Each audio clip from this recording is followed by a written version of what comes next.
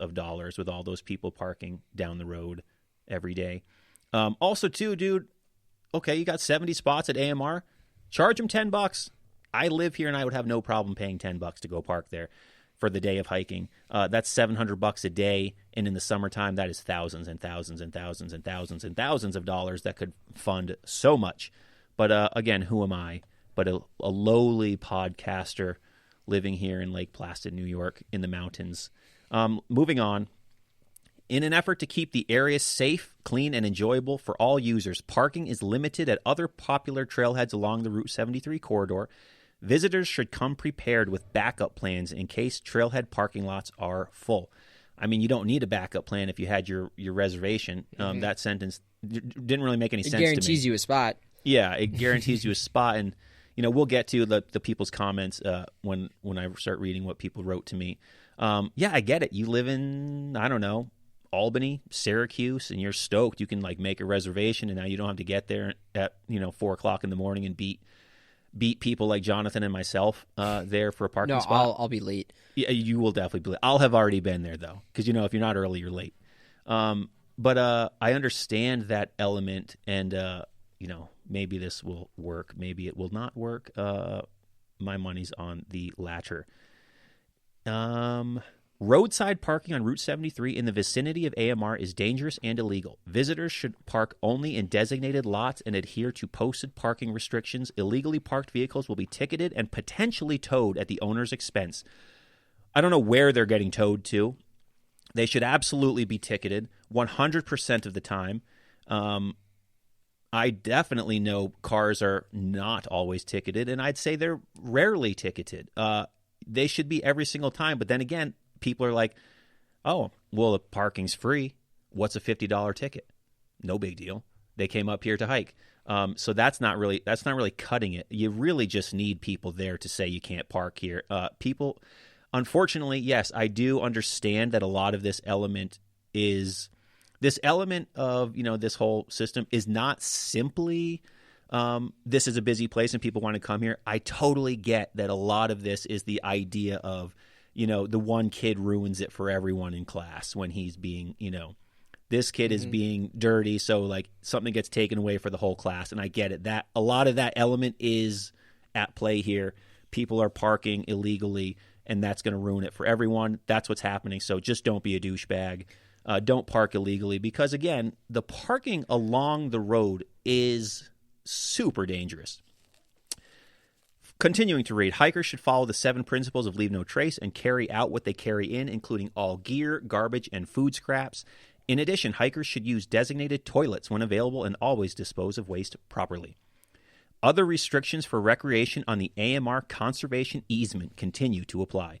These include, but are not limited to, bicycles are not allowed past the parking area, hikers must stay on marked hiking trails, dogs are not allowed on the property, hunting, trapping, and fishing are prohibited, the public is not allowed to enter on the shores, swim, or boat on any and all lakes, streams, or rivers, or cross the frozen lakes in the winter, even though this doesn't apply in the winter time, but in the winter you can't do that.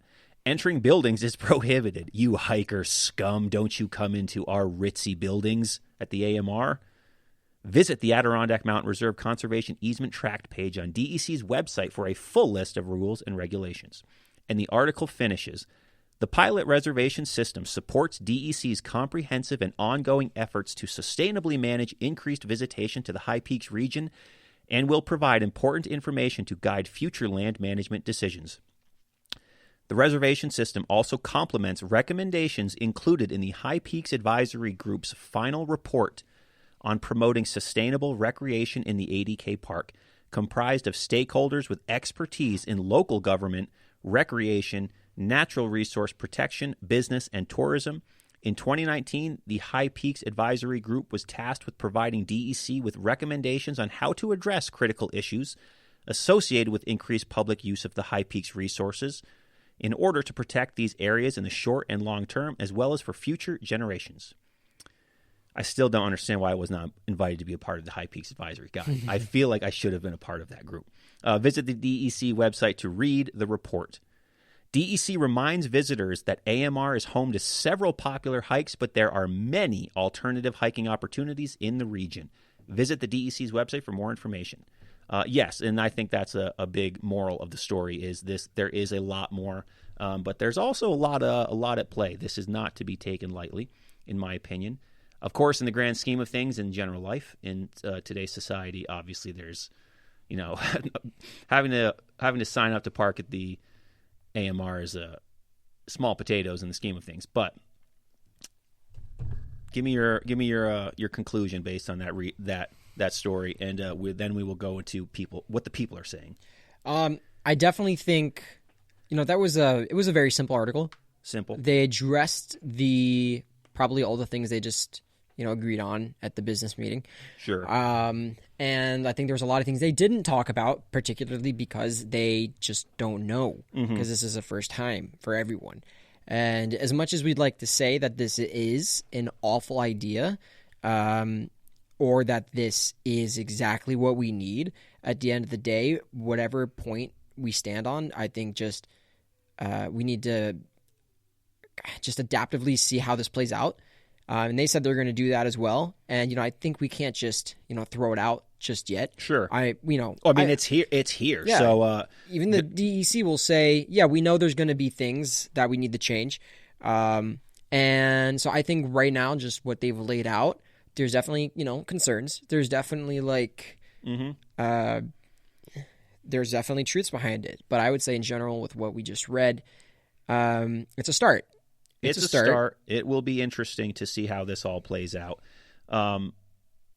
Again, I think nobody will disagree that things need to be done, especially at that corridor with people. If you listen to this podcast, you're going to come hike. Just don't park illegally. You're really making it tough for people. But anyways, it's also how we get into this mess. I'm going to start reading some comments that people have sent me regarding this subject. I myself, and this is from, it just says SK. This is from SK. I myself am indifferent. I personally feel like this was something that should have been expected with the Route 73 parking and driving situation. People bringing their dogs onto AMR property and not respecting it.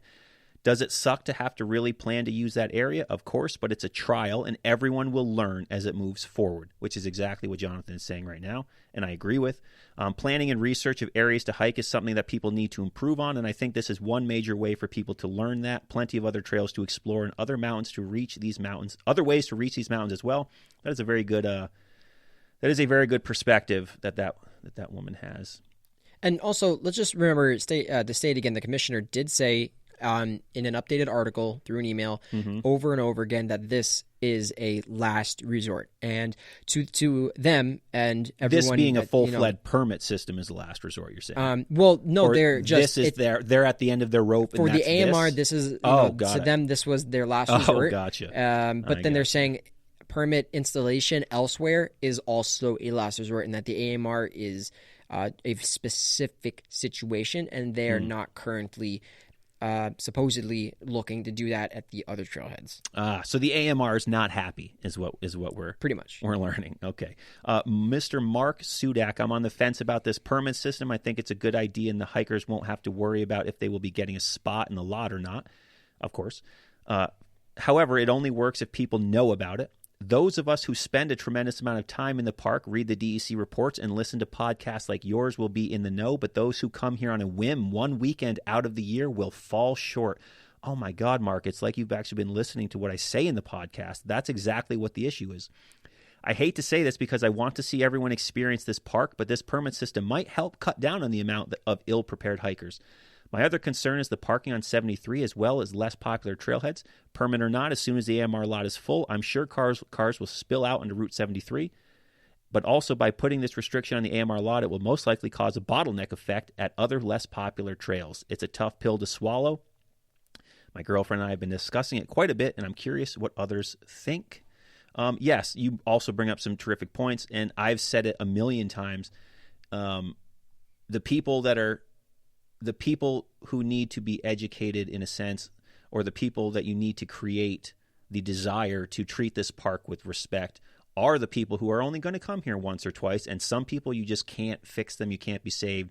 So they're definitely a very major minority of the people visiting the Adirondack Park, which is why I always say that all of us who are obsessed with the place need to, we need to carry twice our weight in that regard. And some people, the people who do come here once, they probably won't. And that's not specific to the Adirondacks. That's kind of just in general. Mr. Brandt Schneider writes, after giving it some thought, I can see certain sides of the argument. I can see both sides of the argument. The locals argument, the first come, first serve argument, etc. Fact is, it is private property that surrounds public access. It will make it inconvenient for the masses to hike those peaks to each side of the lake road for sure, akin to a bridge being out. But there are alternatives, though they may not be popular to most. I think we know what that means. It means accessing those peaks from, quote, the back door. You can schedule those hikes in the next 30 days or after October 31st. Or if you aren't in pursuit of the 46, there are 593,000 additional acres for you to explore. You can abide by the pilot program, As I finished the 46 last fall, I couldn't believe the many things I saw on the trail that seemed amplified by overuse and lack of backcountry ethics exhibited by some. I don't blame the AMR for trying to curb what is going on. Ironically enough, was there this much of an uproar when the owners of the access to Owl's Head shut down? No, that's such a small... I mean, the Owl's Head thing is such a small potatoes compared to what they're doing here. Shelley writes, I think this is another form of gatekeeping. To not be able to do sunrise hikes is ridiculous. I don't know my schedule until the week of, and now I can't hike those mountains, which I need for my 46er because the permits are gone. Yes, that is definitely unfortunate. And in those situations, as I said, at this point, you're just going to have to either hike them from other places or just, suck it up and get the parking spot and do the reservation thing. And obviously, it's not ideal, but given the scenario, that's where we're at. So continue pushing and continue getting out there and experiencing those mountains. ADK Fun Police, everyone's favorite new Instagram page. I am skeptical. The numerous exceptions and special privileges to bus passengers and Ausable Club members really makes me question the motives here. It encourages bus passengers to walk 3 miles up 73 to access AMR without a reservation. Good point. Yet we can't park across the street and access without a reservation. In general, I have issues with wholesale access restrictions. Let's enforce parking restrictions and increase education and enforcement. Access restriction is the last resort. It is appalling that we will have rangers in the front country issuing trespassing citations while people with reservations continue to trash the back country.